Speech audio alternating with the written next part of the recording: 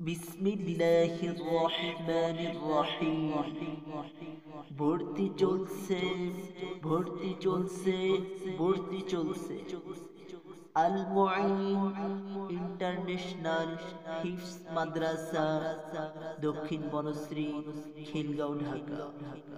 নুরানি বিভাগ, নাজরা বিভাগ, হিফজুল কুরআন বিভাগ, জেনারেল প্লে থেকে পঞ্চম শ্রেণী পর্যন্ত ভর্তি চলছে।